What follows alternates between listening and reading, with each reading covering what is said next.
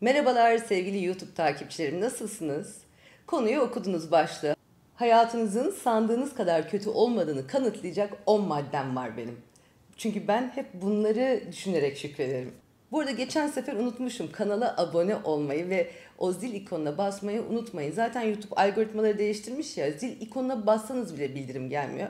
Ben haftada bir iki video koyuyorum, arada da kontrol edersiniz, tamam mı? İstiyorsanız, seviyorsanız tabii ki, zorla değil. Evet, konumuza gelelim isterseniz. Herkesin yaşamında cevaplanamayan sorular, çözülemeyen sorunlar yaşayana çok özel gelir. Ama insan olmak da zaten sınavlardan geçmeyi gerektirir, değil mi? Yani acınız çok da olsa aynısını ya da daha fazlasını birileri mutlaka bir yerlerde çekiyordur. Açıkçası bazı acıların sebebi de bana göre rahat batmasıdır. Yani evladı amansız bir hastalığa yakalanan bir kadın sizce aşk acısını dert yapabilir mi kendine? Çünkü bana genelde DM'den, Instagram'da hep böyle aşk acıları geliyor. Değil o acı. Bu yüzden bir acı hissettiğimde senelerdir ben tek duam vardır. O acı o sırada kötü gelir insana ama o dua şudur. Allah'ım bana bu derdimi unutturacak dert verme lütfen derim. Gerçekten o derdi unutturacak dertler vardır ve o dert anlamsız gelir. Yani bu hayatta böyle kalp ağrıları, mide yanmaları, uykusuz kalışlar, gülümsediğiniz günleri unutmalar kaçınılmaz süreçler. Fakat bütün bunlar yanlış gözüküyorsa gözünüze, zor geliyorsa yüreğinize, o zaman belki de şimdi sayacağım maddeler toparlanmanızı sağlar. Aslında benim her videomda başkalarına söylemesi kolay, ezberlenmiş, fabrika ayarlarımıza işlenmiş maddeler var biliyorsunuz. Hep onları sayıyorum. Ama neden biliyor musunuz? Bazı o ezberleri hatırlamak da gerekir. İnsan bir tek kendine yukarıdan bakamıyor biliyor musunuz? Ve o ezberliklerini asla hatırlamıyor kendisinin başına gelince. Böyle bana göre insan olmak lüks bir arabaya sahip olmak gibi. İçinde şoför koltuğunda oturup arabayı kullanırken göremezsin ya arabanın güzelliğini dışarıdaki. Çünkü dışı güzeldir ya arabanın daha çok. Bu sebeple dışarıdan bakanların onayını istersin. Güzel mi arabam dersin. Oysa ki onaylasalar da onaylamasalar da arabanız güzeldir. Sadece hep içinde olduğunuz için göremezsiniz.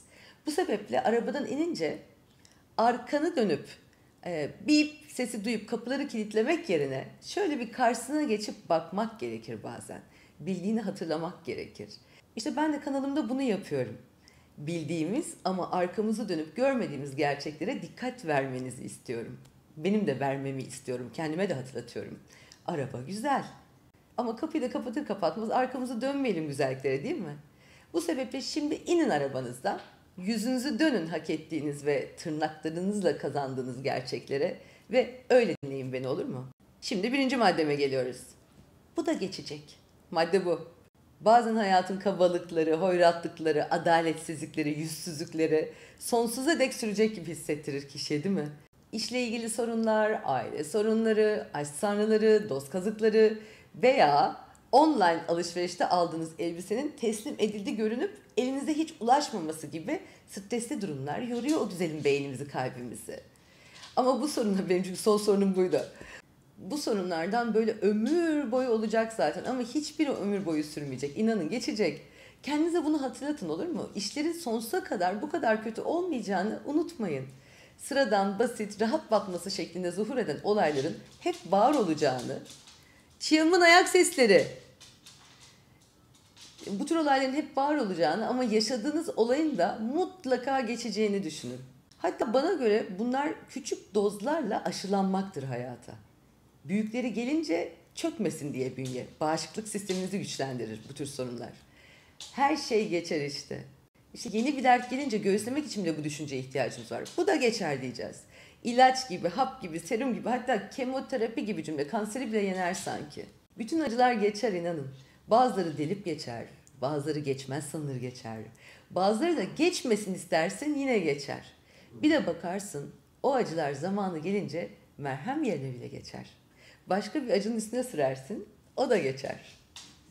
Evet, gelelim ikinci maddeye. Bazı şeyler de doğru gidiyor be. Maddemiz bu. Bazı şeyler de doğru gidiyor diyeceksiniz. İşler böyle hep ters gittiğinde neyin doğru gittiğini anlamak zor geliyor, değil mi? İyi şeyleri elemek ve sadece kötü şeylere odaklanmak da kolay geliyor. Çünkü beynin en iyi oynadığı oyun budur kişiye. Farklı bir renk ruj sürersiniz örneğin. O gün 10 kişi görür sizi dışarı çıktığınızda. 9'u bayılır, iltifatlar eder. Biri çıkar ama hiç olmuş mu şimdi senin tenine gitmiş mi bu der. Ve bu insan da büyük ihtimalle özel hayatında sorunlar yaşayıp eleştirilere falan maruz kalıp mutsuzluğunu yansıtmak için yer ve bahane arayan bir ruhtur. Yani çok ciddiye alınmaması gerekir ama siz orucu bir daha sürmezsiniz. Çünkü evinize akşam gittiğinizde hatırladığınız tek şey o 9 kişinin iltifatları değil de o sonucunun eleştirisi olacaktır. Neden biliyor musunuz? İnsanlar kötüyü satın alır. Kötü fikri satın alır, kötü duyguyu satın alır. İşte böyle yani kötü şeylere odaklanmak ve iyi şeyleri unutmak, yok saymak, kanıksamak beynimizin bize hem de çok zahmetsizce oynadığı bir oyundur. İşte biz böyle başka insanlara kızarken, onları böyle her şeyin sebebi görürken, vitamin, mineral takviyeleri alıp evladımız gibi baktığımız şu beynimizin bize attığı kazı görmezden geliriz. Şımartmayın işte o yüzden beyninizi.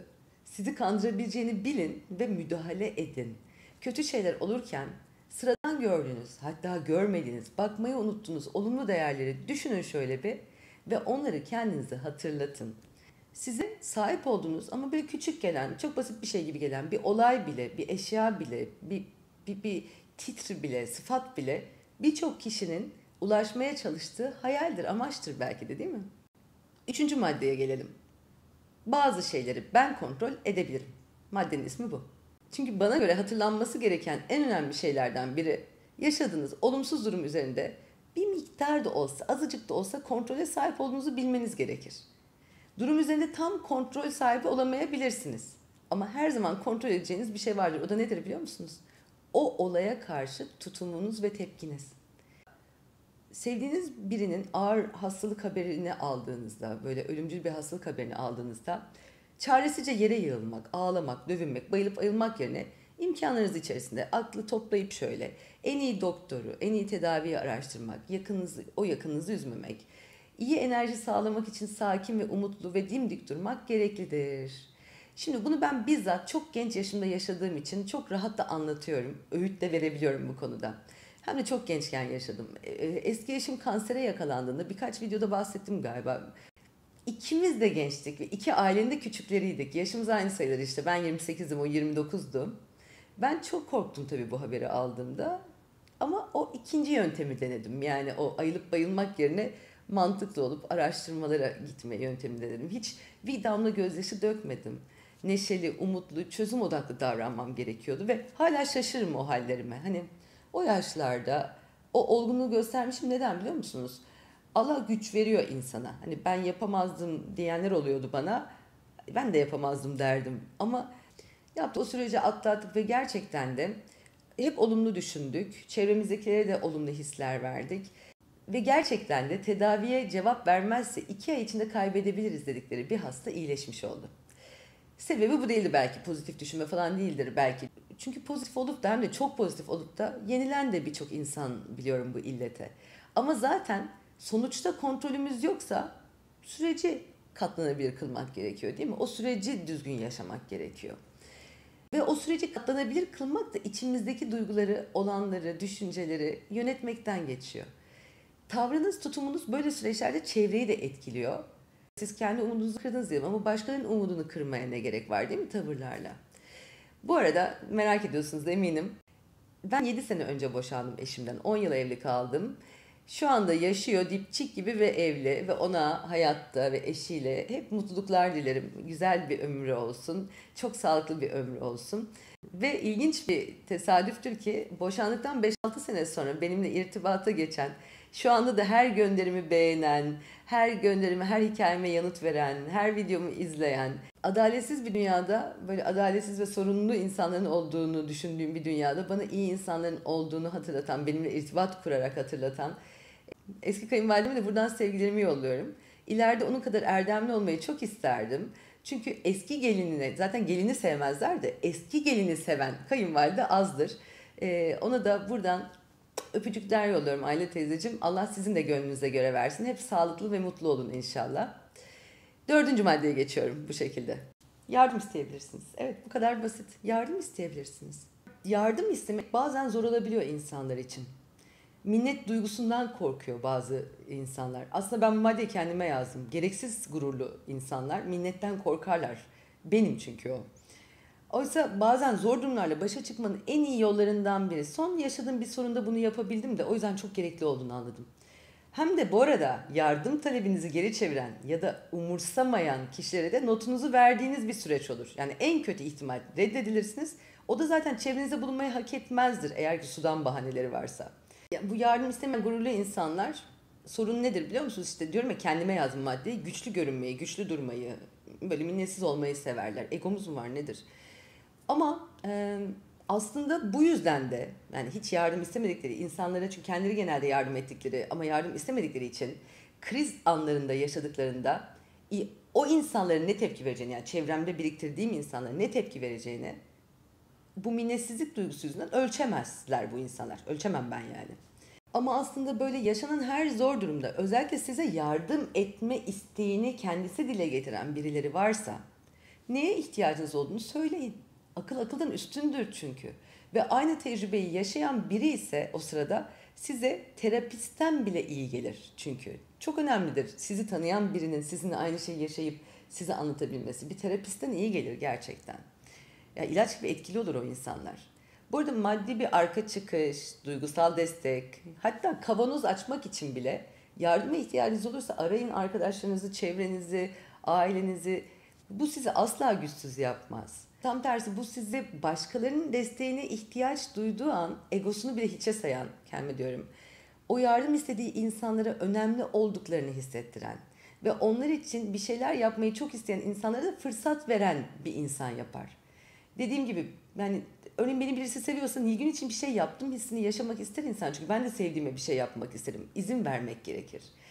Ama aynı zamanda tam tersi, dediğim gibi de kendisi yardım isterse, ona teklif edilmedi, kendisi yardım istedi birinden, güvendiği birinden, ilk defa deniyor belki. Alacağı ucuzdan, güvendiği birinden ilk defa deniyor belki. Alacağı ucuz bahanelerle bezeli olumsuz yanıt ise bir şey kaybettirmez ona. Tam tersi, derler ya hani, böyle yarılı parmağı dahi işemeyen bencil bir ya da birkaç asılan da hayatınızdaki yerini belirler. Zaten ne derler bilirsiniz. İsteyenin bir yüzü, vermeyenin iki yüzü kara. Gelelim 5. maddeye. Bu yaşadığım sorun seneye de anlam ifade edecek mi? Bu benim aslında en güçlü maddemdi. Niye bire koymadım bilmiyorum.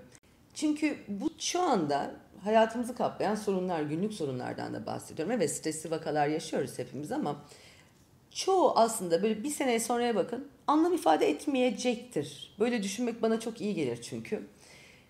Örneğin şu an bir şeylerin yanlış gittiği bu sürecin yaşam sürenizin de sadece çok küçük bir yüzdesi olduğunu da düşünün. Böyle ağır hastalık gibi, ölüm acısı gibi büyük bir sorunla uğraşıyorsanız da, çok zor tabii bu ama bu hayatta herkes bir gün sevdiğinde ölümünü tadıyor. Yani herkes, Allah sıralı ölüm versin, ama onları yaşayan insanları da görüyorum çevremde. Onlar bile tabii içlerinde bir yer eksik ama hayata dönüyor. Her şeyin, yani ölüm acısının bile unutulduğu bir dünyada, herkes her şeyi atlattığı bir dünyada, zamanda merhem olduğu bir dünyada sanırım bu projeksiyonu yapmak gerek. Gelecek sene, 3 sene sonra, 5 sene sonra bu acı ilk günkü gibi olacak mı demek gerekiyor bana göre. Ama diğer sorunlar sorun sayıldıkları için bile utanmalılar, değil mi bence? Gitmeyin zavallı sorunların üstüne. Evet, gelelim 6. maddeye. Ben hallederim. 6. madde bu. Ben hallederim. Zor zamanlarla karşılaşma, tanışma ve sonra da onları ele alma konusunda yaşanan o güven eksikliği var ya, güven eksikliği. Zor zamanları daha da zorlaştıracak strese sebep olur, biliyor musunuz? Böyle olaylarla karşılaştığınızda hatırlanması gereken en önemli şeylerden biri, zor durumlarla başa çıkabilecek güç, o güç var ya, o beyninizde ve yüreğinizde vardır mutlaka. Siz inanmasanız da yapabilecek bir şey yok. Çünkü fabrika ayarlarımız böyle. Güçlüyüz insanlar olarak. Öfkeli hissedebilirsiniz. İncinmiş, hayal kırıklığına uğramış, üzgün hissedebilirsiniz. Ama bu sizi öldürmez, merak etmeyin. İşmiş, aşmış, kariyermiş, patronmuş, arkadaşlıklarmış, kazıklarmış, arkadan konuşmalarmış, dolandırılmalar, iftiralar ve bunlara bağlı travmalarmış. Onların hepsi geçer gider. Önemli olan bunlarla karşılaştığınız andaki tutumunuz. İşte o kalıcıdır ve stresi de o yaratır. Bittim ben, şimdi bittim ben diyen bir insan mı olmak istersiniz? Yoksa ben bunu da hallederim diyen insan mı olmak istersiniz? Bu arada benim takipçilerim, beni izleyenler çok benim gibi insanlar gibi geliyor bana. O yüzden cevabınızı biliyorum. Sizler halledersiniz ve halledeceğinizi de bilirsiniz zaten ama hatırlatmak istedim. 7. maddeye gelelim. Bunda da bir hayır var. Aslında işte bu maddeleri sizin için bir önem sırasında değil bu maddeler benim için. Her derdi gördüğümde böyle düşünerek ayakta kaldığım maddeler bunlar.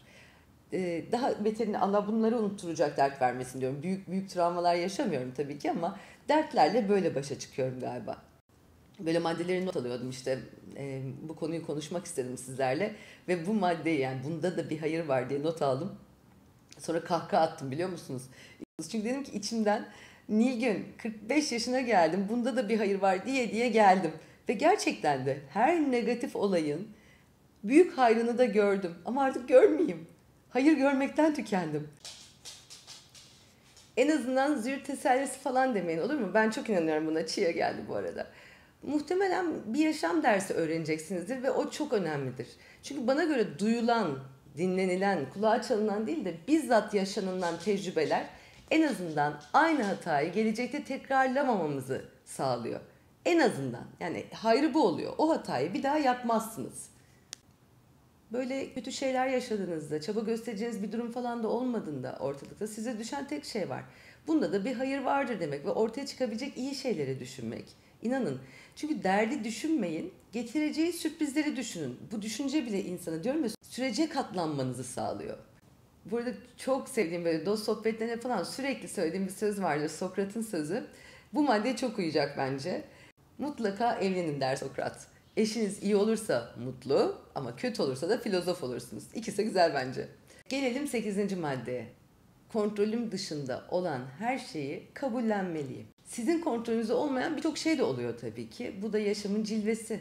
Bazen teğet geçiyor, bazen delip geçiyor değil mi? Örneğin geçmişinizi, başka bir kişinin size olan özellikle davranışlarını veya sevdiğiniz birinin hastalığını değiştiremezsiniz. Bunun için gösterdiğiniz çaba ve harcadığınız zaman da boşa geçer ve sizin çaresiz ve yorgun hissetmenize de sebep olur.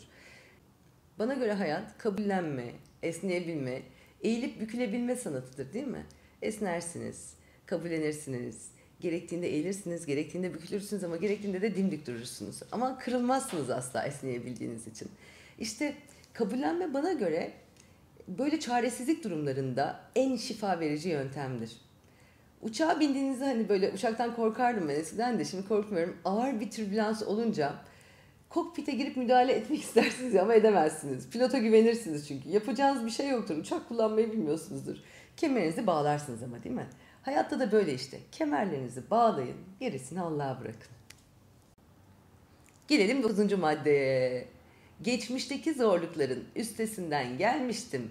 Bunun da üstesinden gelirim. Madde bu. Geçmişteki zorlukları hallettim. Bunları da hallederim. Çünkü geçmişte o hallettiğiniz sorunlar var ya atlattığınız şeyler. Onlara hiç göz ardı etmeyin. Her sorunda o gücünüzü hatırlayın bence. Çünkü çaresiz hissedince yetersiz de hisseder insan. Tüm hayatı hakkında böyle kurban psikolojisine girer. Bütün hayat ona haksızlık yapıyormuş gibi gelir. Halbuki belirli durumlar vardır.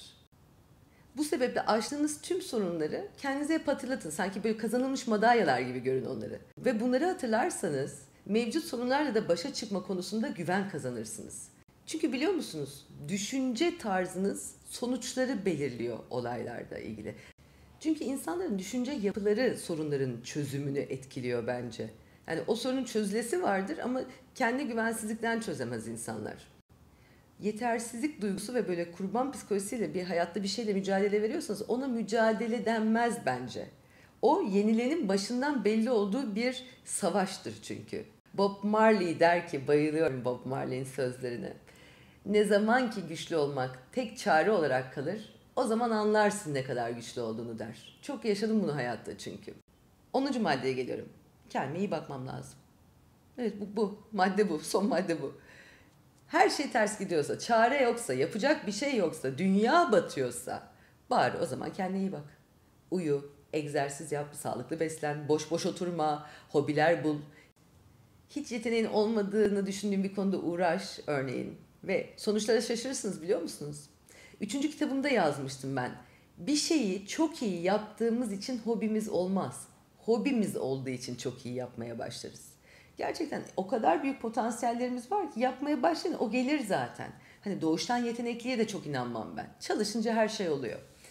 İşte böyle kendimize daha iyi baktığımızda çaresizce beklemekten başka bir şansımız olmadığı bir durumda duvarlara bakıp zaman geçer mi acaba demek yerine üzerine bir de kendinizi geliştirmek için fırsat olarak görürseniz bu olayı ve çaba gösterirseniz ilerideki sorunlarınızla da başa çıkabilecek daha donanımlı, daha güçlü, daha fit bir insan olursunuz değil mi? Şey derler ya böyle insanlar. İşte bekledik, sonuçları bekledik, onu bekledik, bunu bekledik. Hiçbir şey ya da mahkemenin sonuçlarını bekledik ya da raporları bekledik hastaneden. Hiçbir şey yapmadan öyle bekledik çaresizce. Denir ya, çok kolay gelir o değil mi? Çaresizim demek çünkü o kişiye empati ve sempati duymasını sağlar insanların. Ama artık empati ve sempatiyi size başkaları duymasın. Sizler kendinize duyun bunları. Ve sürünen değil, yavaş da olsa yürüyen bir insan olun. Değil mi? Onların yollarını arayın. Size vah vah diyenleri dinlemek bir şey kazandırmayacak ki size. Niye anlatıyorsunuz? Çaresizdim falan diye. Beni sevsinler, empati duysun, acısınlar mı? Hayır. Onları dinlemek size hiçbir şey kazandırmayacaktır. Hatta dert dillendirildikçe büyür derim ben hep. Dillendirmeyin ki o derdi. Unutun, ket vurun gitsin. Önce dert sandığınız şeylerin, zaten ne demiştik? O dert sandığınız şeylerin dert olmadığını bir anlayın. Sonra da aynaya baktığınızda gurur duyacağınız bir insan yaratın. Vah vahlar sizi daha güçlü biri yapmaz. Ama potansiyelini keşfetmek için kriz anlarını bile değerlendirmek aynaya baktığınızda alkışlamak isteyeceğiniz bir insan olmanızı sağlar. Sessiz sinemanın büyük üstadı, filmlerinde konuşmasa da hayatta konuştuklarıyla bugün bile bana ilham veren Charlie Chaplin bir söz söylemiş. Onunla noktalandırmak istiyorum bugünkü sohbetimi. Demiş ki, ayna en iyi arkadaşımdır. Çünkü ben ağladığımda o asla gülmez. Benim için gülün aynalara bugün. Önünden öyle geçip gitmeyin. Arada bir de o gördüğünüz şeye aferin falan deyin. Bir başkasının demesini asla beklemeyin. Öpüyorum sizi. Hem kendinize hem de aynalara